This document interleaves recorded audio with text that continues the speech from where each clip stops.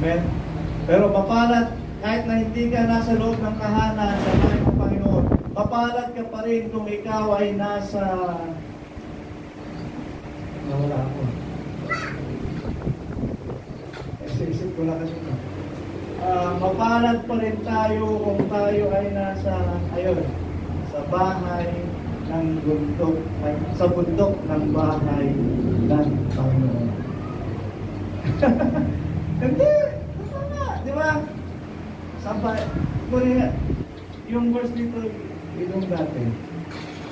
Yung 45, Psalms, yung Psalms, napapalad ang tao na nasa looban ng kanyang tahanan. Parang gano'n.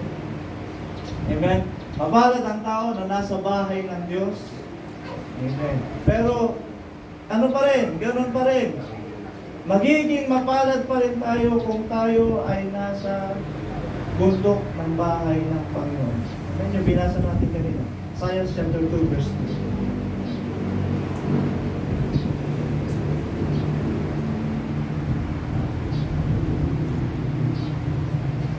At mangyari sa huling araw, okay? At na ang bundok ng bahay ng Panginoon ay matatatag sa tuluktok ng mga bundok at magiging mataas sa mga burol at sa lahat ng bansa ay magsisiparoon. Okay? Mayroong bundok na kung saan sa bundok ngayon itatatag ng Diyos ang kanyang bahay. Okay? Mapasama ka na doon sa bundok ng bahay ng Panginoon. Mapalad ka na. Kaya nga sabi ng verse 3, binasa ko ulit kanina.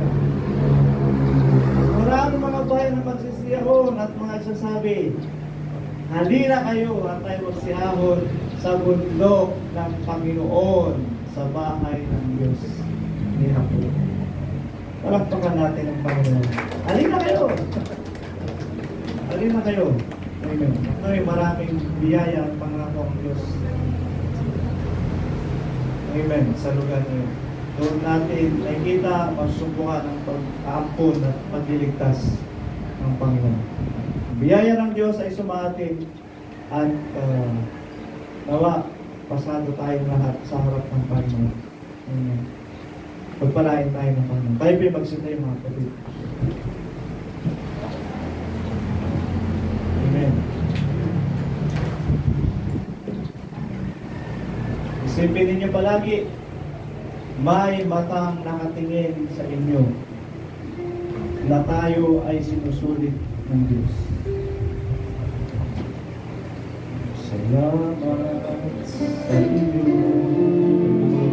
Mamalal po rin ito, Diyos. Sa pag-alin ito, kami ay lumatangila sa iyong pagkakato, sa kapangyarihan, sa iyong kabilang-ilalas na gawa sa bawat isa.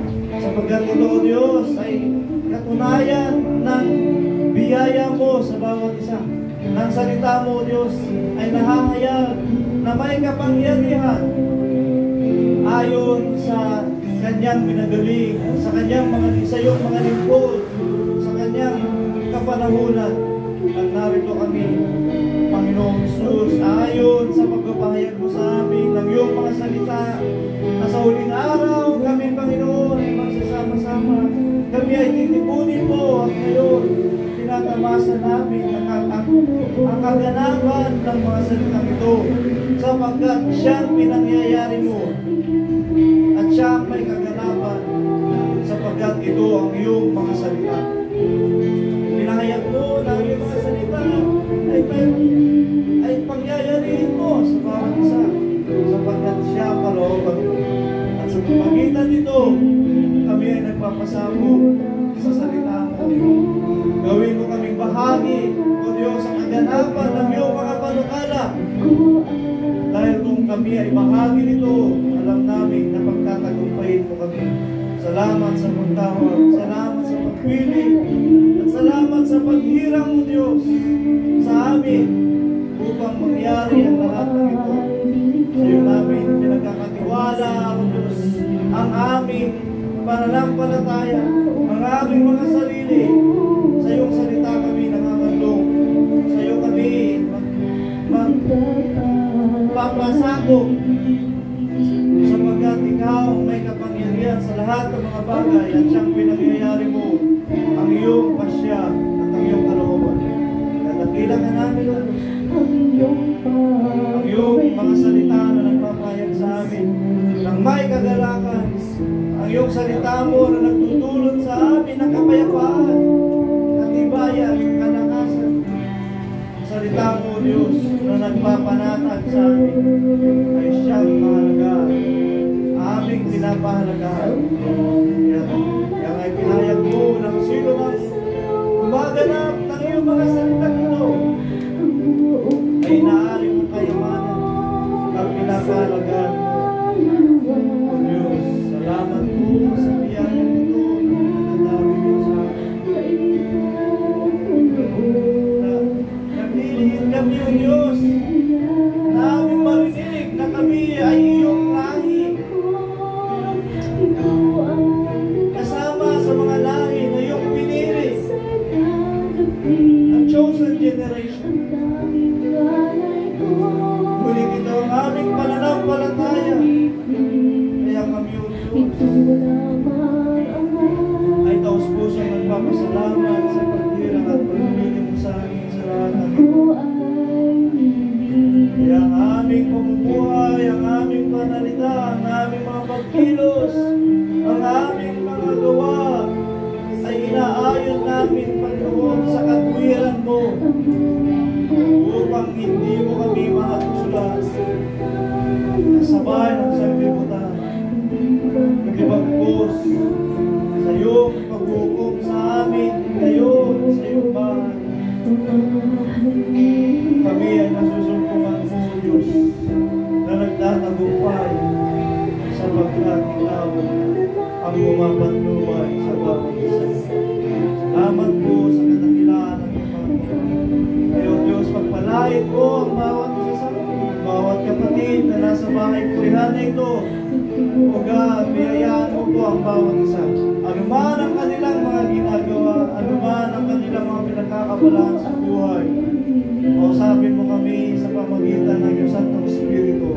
Sa pamagitan ng Espiritu na nasa sa amin, ay marinig namin kung paano ang pagpapaalala mo sa amin patungkol sa aming pamumuhay, patungkol sa aming mga gawa. At salamat po, Diyos, na amin itong naririnig dahil ikaw ang sa amin ay nangungusap. Panginoon, dalangin ko po ang lahat ng mga kaluluwa na nasa bahay pulihan na ito, ayon sa kanilang pagtatapat, ayon sa kanilang kagandahang loob, ayon sa kanilang mga bukas sa kaisipan, ayon, Panginoon, sa kanilang pananampalataya. Kalugdan mo ang bawat isa sa amin at ipagkaloob mo na, O Diyos, ang mga mainam na bagay para sa bawat isa, lalong-lalo na kung ito ay makatulong sa pagganap namin sa iyong kalooban at sa iyong ebanghelyo. O Diyos, ingatan mo po ang bawat isa. Mabuting kalusugan ang ipagkaloob mo sa bawat umaga at araw, ay bigyan mo po ang bawat isa amin ng pagpapala at pag-asa na nagmumula sa iyo. At ito, Diyos, ay kasiglahan at kalakasan sa amin sapagkat patuloy namin nararanasan ang iyong paggabay. Ingatan mo po ang bawat isa sa amin. O Diyos, ang kanilang mga kalusugan, ipangingatan mo rin. At ang bawat tahanan ay punuin po ng iyong biyaya ng iyong Santong Espiritu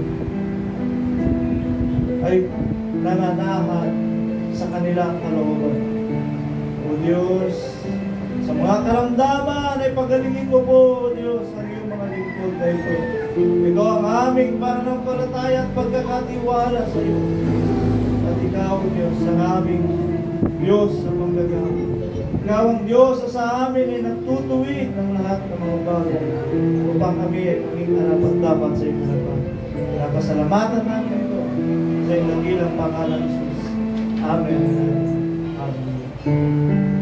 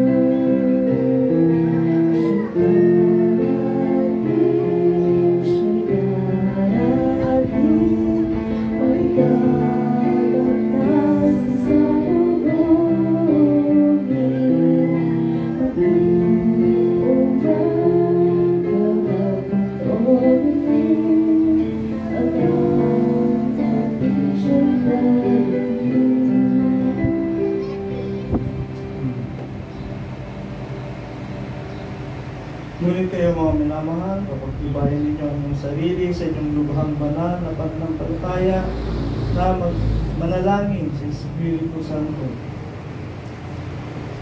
Na magsipanatili kayo sa pag-ibig ng Diyos na inyong asahan ang awa ng ating Panginoong Jesucristo.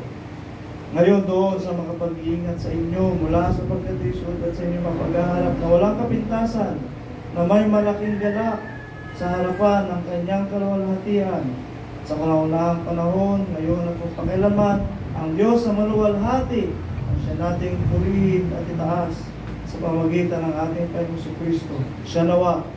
Amen.